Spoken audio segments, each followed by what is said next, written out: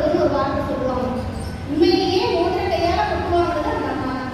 ஏன் அப்படின்னா ராமர் கொடுத்து விட்ட ராம மந்திரம் சொல்லிச்ச மோதிரம் இருக்கு இல்லையா, அந்த மோதிரம் கையில தானே இருக்கு.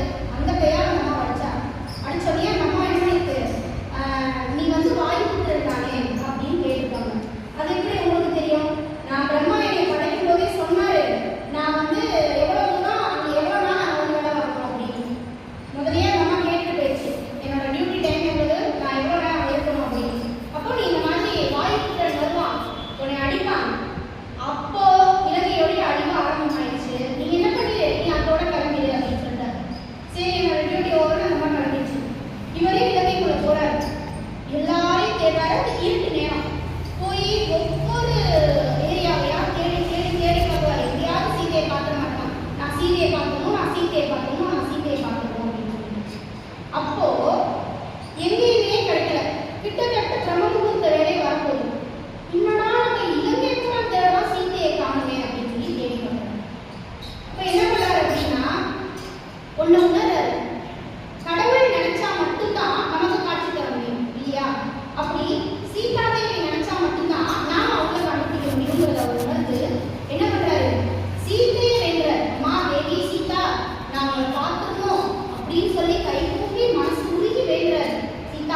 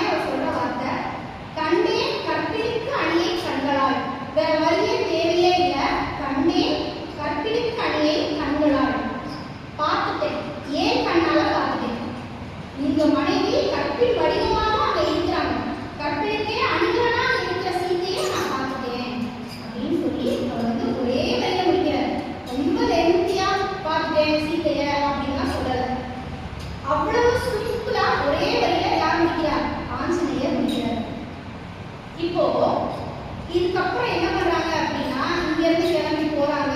பாலம் கட்டியாச்சு. இந்த பாலம் கட்டுறதுக்கெல்லாம் முன்னாடி அந்த இடத்துக்குள்ள என்ட்ராங்க இல்லையா, அந்த மாதிரி இலங்கைக்கு போகும்போதே தன்னுடைய இடது காலை தான் இலங்கையில முதல்ல வச்சு போனாங்க. ஏன் இடது காலை இலங்கையில வச்சு போனாரு? ஏன் இடது காலை வச்சு போனாரு அப்படின்னா, எந்த ஒரு புனிதமான இடத்துக்கும் இந்த இடம்ல நல்லா வரணும். ஒரு கோவிலுக்கோ இல்ல ஒரு திருமண வீட்லயோ மருமகள வீட்டுல வராங்க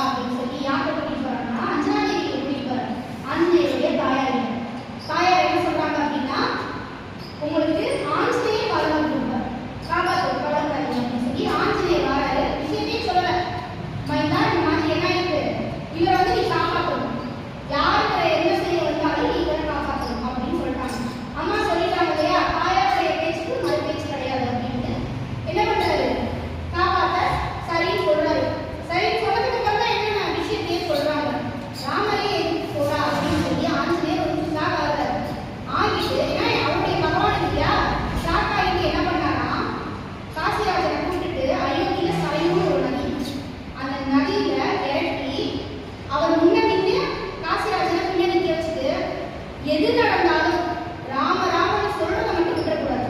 ராமநாமத்தை ஜெபம் பண்ணணும் அப்படின்னு சொல்றாங்க. ராமநாமத்தை ஜெபம் பண்ண ஆரம்பிக்கிறாரா காசிராஜாவும் யாரு ஆஞ்சநேயர் இருவரும் சேர்ந்து ராம ராம ராம ராமன்னு சொல்றாங்க. ராமர் வந்துட்டாரு. ராமர் வந்து கோதண்டபாணியா நிற்கிறாரு. காசிராஜனை கொல்லணும் அப்படின்னு ராம பானமும் தொடுக்கிறார். ஆனா இவங்க ரெண்டு பேருமே ஒண்ணுமே செய்யல. ராமபாணம் ஒண்ணுமே செய்யலையே. எல்லாரும் ஷாக்காகி பார்க்கறாங்க. ராமபாணமே ஆனாலும் ராம பக்தனை எதுவுமே செய்ய முடியாது. உண்மையில் ராமநாமத்தை சொல்பவனை ராமபாணம் கூட இறைவனால் கூட ஒண்ணுமே செய்ய முடியாது அப்படிங்கிறத எடுத்து உலகத்துக்கு காட்டுறதுக்காக. அப்ப எல்லாரும் போயிட்டு இது விபரீதமா முடிஞ்சிடும், அதனால யாராவது வழி சொல்லுங்க சாமி யார்கிட்ட கேட்கிறாங்க? நாரதர் கேட்கிறாங்க. நாரதர் என்ன பண்றாரு? விஸ்வாமித்திரரையே டைரக்டா போய் கேட்கும்போது நான் என்ன கேட்டேன்? அவன் தலையை காலில் இருக்குன்னு தான் கேட்டேன். வெட்டி கொண்டதெல்லாம் போட சொல்லல, காலில் விழுதுன்னு தான் கேட்டேன் அப்படின்னு சொல்லவும் வந்து காலில் விழுந்து அந்த பிரச்சனை அந்த இடத்துல சரியா போயிடும். இப்போ ராமநாமம் எப்பேற்பட்ட பிரச்சனைகளையும் தீர்க்க வல்லது. பொதுவா பகவான் இருக்கிறாரு, பகவானுக்கு இப்போ வேல்யூ இல்லையா அப்படின்னு கேட்டா பகவான் கட்டித்தன்மம் கொண்டவர். அவருடைய நாமம் அப்படிங்கிறது உபயோகத்தில் இருக்கிற தங்க மாதிரி. எங்கேயாவது 24 கோல்ட போய் பேங்க்ல அடகு வச்சு அடகு வாங்குவாங்க? வாங்க மாட்டாங்க. பேங்க்ல நம்ம நகையா கொடுத்தா மட்டும்தான் அடகு வாங்குவாங்க. கோல்டு 24 கேரட் கோல்டு வந்து பேங்க் லாக்கர்ல வச்சு பார்த்துக்கலாம், அழகா பார்த்துக்கலாம். ஆனா அது எப்போ பயன்படும் அப்படின்னா நகையா இருக்கும்போது கழுத்துல போட்டுக்கலாம், எங்கேயாவது போயிட்டு வந்து போட்டுக்கலாம், லாக்கர்லயே வச்சுக்கலாம், தேவைப்படுற பணத்தையே இருக்கு அப்படின்னா அடகு வச்சுக்கலாம். பகவானின் நாமம் அப்படிங்கிறது அந்த நகை மாதிரி. பகவான் அப்படிங்கிறது 24 கேரட் கோல்டு மாதிரி. அவர் அப்படியே வச்சுக்கலாம். ஆனா அவருடைய நாமம் அப்படிங்கிறது இந்த உலகம் முழுக்க வியாபித்திருக்கிறது. இப்படி ராமனுடைய பக்தியில அந்த ராம நாமத்துடைய மகிமையை உலகத்துக்கு இப்படி எடுத்து காட்டியிருக்கிறார். ஒரு தரம் ஒரு முனிவர் வந்து இவர் தான் இவரை நவ வியாக்கியான பண்டிதர் அப்படின்னு யார் சொல்லுவாங்க? அனுமனை சொல்லுவாங்க. எல்லா மொழிகளும் எல்லா சாஸ்திரங்களும் இலக்கணங்களும் கற்று தேர்ந்தவர் ஆஞ்சநேயர். அது மட்டும் இல்ல அஷ்டாங்க யோகியும் ஆஞ்சநேயர் சொல்லுவாங்க. அஷ்டாங்க யோகங்கள் அப்படின்னு சொல்லக்கூடிய யமன் நியமம் அப்படின்னு சொல்லக்கூடிய எல்லாத்தையுமே கற்று தேர்ந்தவர் அனுமன். இவர் ஒரு தடவை என்ன பண்றாரா, தியானத்துல இருக்கிறாராம். அப்படி தியானத்துல இருக்கும்போது அவர் வந்து கேட்கிறாங்க, இன்னைக்கு என்ன திதி, இன்னைக்கு என்ன நட்சத்திரம் தெரியாது, இன்னைக்கு என்ன நாள் தெரியாது.